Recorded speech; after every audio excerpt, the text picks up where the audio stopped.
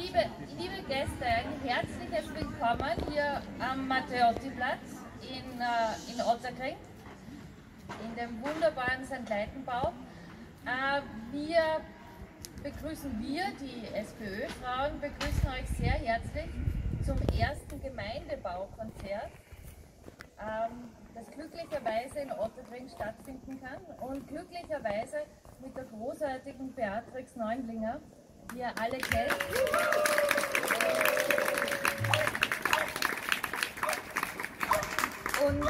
Und ihre Musiker.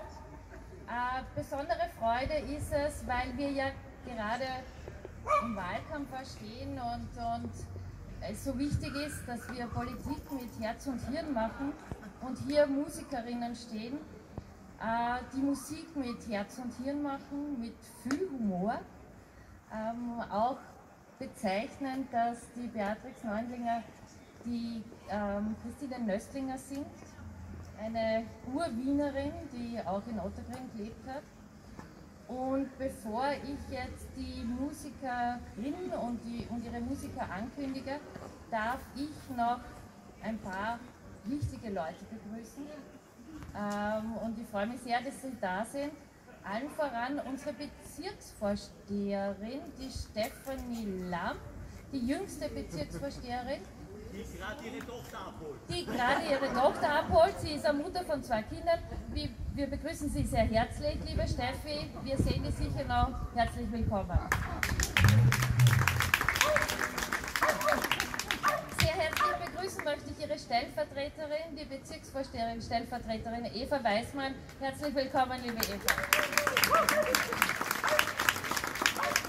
Eine besondere Freude ist es mir, dass nicht nur Ottakringerinnen da sind, sondern auch eine Nationalratsabgeordnete aus einem benachbarten Bezirk, liebe Andrea Kunzel, herzlich willkommen in Ottakring.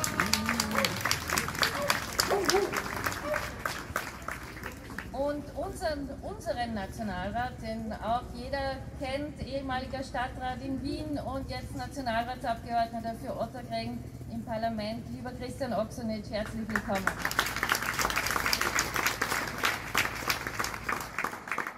Und ich glaube, ich habe jetzt niemanden vergessen. Die Steffi habe ich begrüßt, ich begrüße natürlich alle. Ihr seid die Wichtigsten des Publikums. Genießt den Abend. Ich hatte das Vergnügen vor 2 Wochen, die Beatrix und ihre Musiker genießen zu dürfen. Es war ein großartiges Konzert. Man weint ein bisschen, man lacht ein bisschen und kriegt eine gute Botschaft mit, dass es darum geht, Mensch zu sein, Mensch zu bleiben.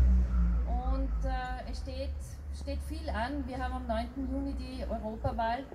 Es gibt einige, die dieses Menschsein uns absprechen wollen, dieses Menschsein zerstören wollen.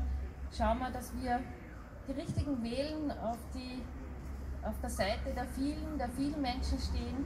Und jetzt wünsche ich euch einen schönen Abend. Alles Liebe. Danke.